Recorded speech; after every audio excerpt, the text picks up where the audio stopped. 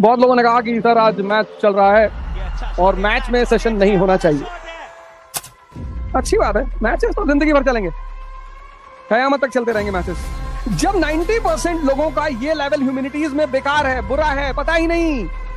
आप पूछो किसी लड़के से जो क्लास 11-12 में हो, जिसने ह्यूमैनिटीज पढ़ी हो, वो कुछ रटे हुए आंसर दे देगा आपको, क्योंकि उसकी टीचर ने उसे सोचना नहीं सिखाया, उसे कनेक्ट करना नहीं सिखाया। पहला स्टेप क्या होगा, दूसरा स्टेप क्या होगा, तीसरा स्टेप क्या होगा। इसलिए जितने लोग आईएएस की प्रिपरेशन करने आते हैं,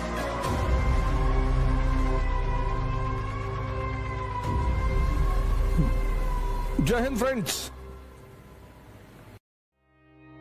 बहुत लोगों ने कहा कि सर आज मैच चल रहा है और मैच में सेशन नहीं होना चाहिए। वो तो खेल रहे हैं, उन्हें पैसा मिल रहा है, आप देख रहे हो, आपको क्या मिल रहा है। बस यही डिफरेंस है एरिस्टोक्रेसी और कॉमन मैन में। अच्छी बात है, मैचेस तो जिंदगी भर चलेंगे, कयामत तक चलते रहेंगे matches.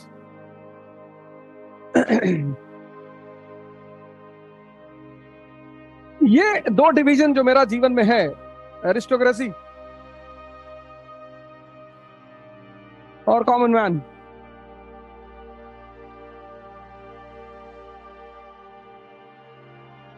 this will survive till the doomsday।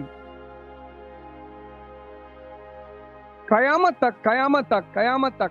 तो मैंने एक जीवन में एक डिवीजन किया ह्यूमन बीइंग का, एरिस्टोक्रेसी एंड कॉमन मैन। सब इसमें आते हैं, कोई हिंदू नहीं, कोई मुसलमान नहीं, कोई अपर कास्ट, कोई लोअर कास्ट नहीं। दुनिया में सिर्फ दो तरह के लोग हैं और ये दो कयामत तक रहेंगे। Aristocracy 2%, common people 98।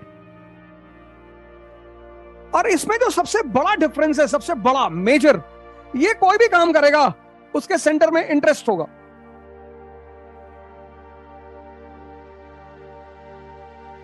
कोई भी काम, ये काम करेगा उसके सेंटर में इंटरेस्ट होगा ही नहीं।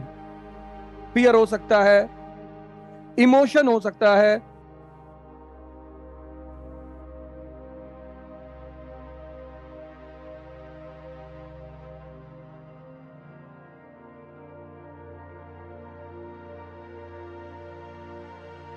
बस इसीलिए ये कॉमन है।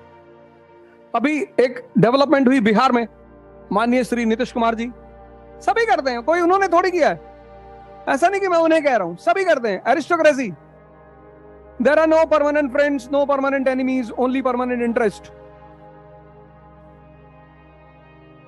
उसके नियम अलग है, उसके कानून अलग है। खैर, हम आज इस बात पर चर्चा करने के लिए नहीं आए हैं, हम चर्चा करने आए हैं सिविल सर्विस की प्रिपरेशन पर, प्रीलिम्स, मेंस, इंटरव्यू। अब ये पूरी प्रिपरेशन, जिनका बेस अच्छा है, those who have a good base, जिनका बेस अच्छा है उनको चाहिए 10 months, और जिनका बेस नहीं है, those who don't have a base, they need 20 months। Those who have a base, they require 10 months। जिनके कॉन्सेप्ट्स हैं, बेसिक्स क्लियर है, लैटिट्यूड, लॉन्गिट्यूड, फोर्स, मास, इनर्शिया, मोमेंटम, इसको नहीं पढ़ना, उनको चाहिए 10 months। और जिन्हें सब कुछ बेस से प्रिपेयर करना है, उनको चाहिए 20। 2 साल चाहिए ही चाहिए, किसी भी कीमत पे चाहिए। फिर गाइडेंस चाहिए।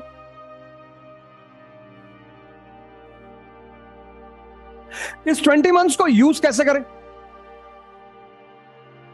पहला स्टेप क्या होगा, दूसरा स्टेप क्या होगा, तीसरा स्टेप क्या होगा। अब आईएएस की जो प्रिपरेशन है वो यहां से शुरू होती है। It starts from here, pens. This is the starting point।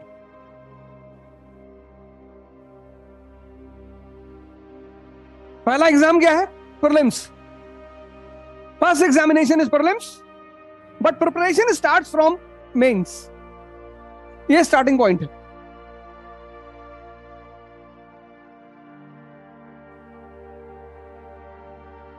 ये पहला इंपॉर्टेंट फैक्टर है।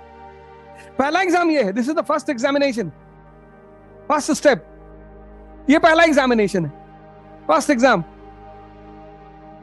लेकिन प्रिपरेशन यहां से नहीं, प्रिपरेशन यहां से होती, शुरू यहां से होती। अब मेंस की जो प्रिपरेशन है,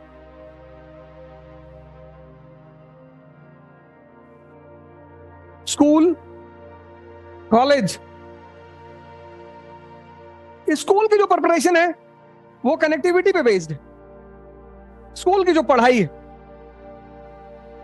स्कूल में सिर्फ एक ही काम करना होता है स्कूल के लोगों को, पता नहीं वो अच्छे से कर पाते हैं या नहीं, लेकिन इंडिया में ह्यूमैनिटीज के साथ जितना बुरा रवैया होता है उतना पूरी दुनिया में कहीं नहीं होता। इसीलिए हिंदुस्तान का आज जो बहुत बड़ा तबका है वो नेहरू जी को इसलिए नहीं याद रखता कि फर्स्ट 5 ईयर प्लान लेकर आए थे। A lot of people in India, एक बहुत बड़ा तबका नेहरू जी को, जेएल नेहरू को जानता है। किस लिए जानता है? एडविना माउंटबेटन के लिए। और उसके लिए जिम्मेदार कौन है? इस देश की एजुकेशन सिस्टम। बड़े सारे टीचर होते हैं 9th 10th में बच्चों से बोलते हैं कि बेटा 2 साल पढ़ लो, उसके बाद जीवन में कभी हिस्ट्री नहीं पढ़नी है बेटा, कभी पॉलिटी नहीं पढ़नी बेटा, बेटा ज्योग्राफी कभी नहीं पढ़नी बेटा, तुमको डॉक्टर बनना है बेटा, डॉक्टर में फिजिक्स, केमिस्ट्री, बायो।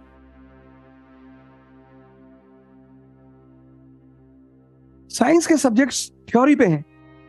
न्यूटन का फर्स्ट लॉ है, उसमें कुछ एनालिसिस नहीं करना। तो ह्यूमैनिटीज के जो सब्जेक्ट है उसका अप्रोच लड़कों का यहां पे होता ही नहीं। मेजॉरिटी यहां लॉ ऑफ कनेक्टिविटी सिखाई जाती है कि Ashoka came out with the policy of Dhamma. Why?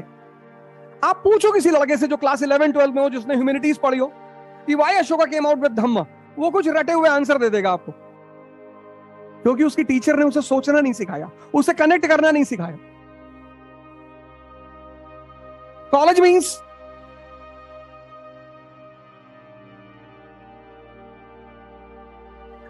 Means analysis. इसका क्या फायदा हुआ, ये कितना रेलेवेंट है आज? एनालिसिस, इट्स रेलेवेंसी, आज ये रेलेवेंट है कि नहीं है? Was it profitable for Ashoka और नॉट? इसके कुछ ड्रॉबैक थे या नहीं थे?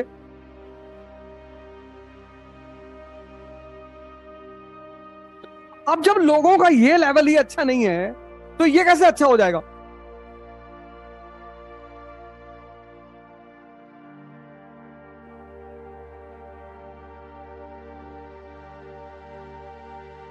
Are you getting my point? जब 90% लोगों का ये लेवल ह्यूमैनिटीज में बेकार है, बुरा है, पता ही नहीं, कनेक्टिविटी ही नहीं, कि भैया टीचर ने नहीं ये नहीं बताया कि India is a country of unity in diversity. इस डाइवर्सिटी को बचाने के लिए Ashoka was the emperor of Indian सब कॉन्टिनेंट। तब तो भारत कंट्री थी नहीं, नेशन थी नहीं। इसलिए जितने लोग आईएएस की प्रिपरेशन करने आते हैं वो कोचिंग करने जाते हैं विदाउट दिस, और जितने लोग कोचिंग करने इसके बिना जाते हैं वो सारे के सारे लोगों के लिए कोचिंग यूजलेस हो जाती है, क्योंकि जिनको कनेक्टिविटी ही नहीं है वो एनालिसिस कैसे करेंगे, रेलेवेंसी कैसे समझेंगे, ड्रॉबैक कैसे समझेंगे? समझेंगे ही नहीं।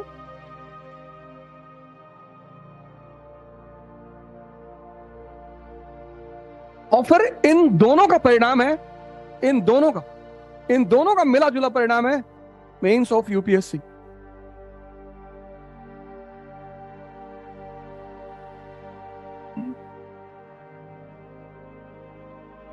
और इस मेंस से वो प्रीलिम्स के क्वेश्चंस बनाते हैं।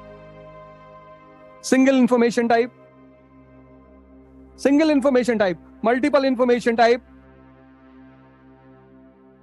मैच द फॉलोइंग,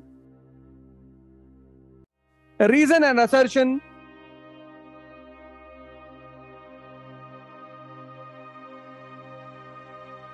प्रीलिम्स कुछ अलग नहीं है। मेंस की जो तैयारी है ना, वहां से क्वेश्चंस बनते हैं, मेंस के एरिया से क्वेश्चंस बनते हैं प्रीलिम्स के। Single information type, Harkha Bai was the wife of, single information. Multiple information, what was true about Alauddin's market policy, match the following, reason assertion,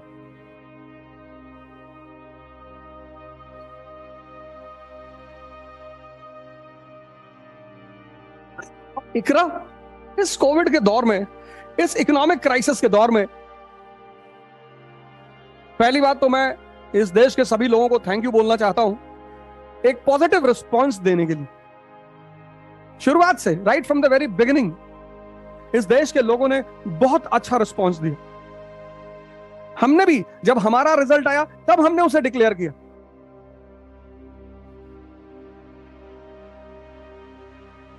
ICRA today is known in India as the best coaching institute with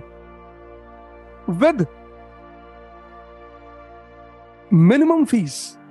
ये बड़ी हैरानी की बात है। बड़े सारे लोग बोलते हैं फंडिंग आती है, ये आती, आओ चेक कर लो, फंडिंग आती है तो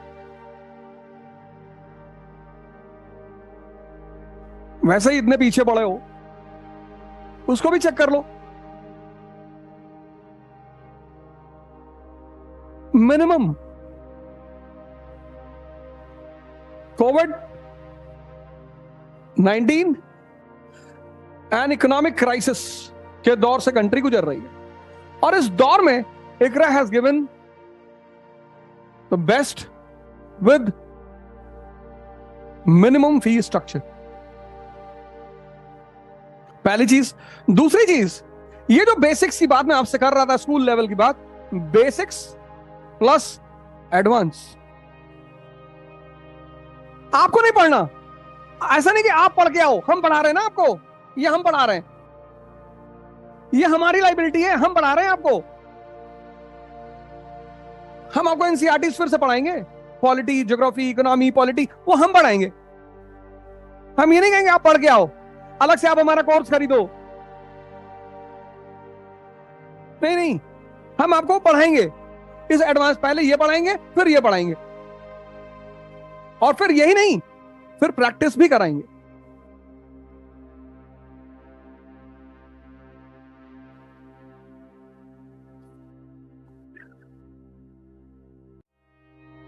बेसिक्स पढ़ाएंगे, एडवांस फेज पढ़ाएंगे, प्रैक्टिस भी कराएंगे। 3 सितंबर 2022 आज सेशन लेने की वजह ही यही थी। 3 सितंबर 2022 से सेशन शुरू हो रहा है। बहुत लोगों ने मैसेज किया था, सर क्या करें, कैसे करें। आज सेशन का 2 मोटिव था। पहला, थैंक यू कहना, एक बहुत अच्छे रिस्पॉन्स के लिए सबको थैंक यू कहना, और दूसरा, जो लोग अभी भी संशय में हैं, डाउट में हैं, वो ज्वाइन कर सकते हैं।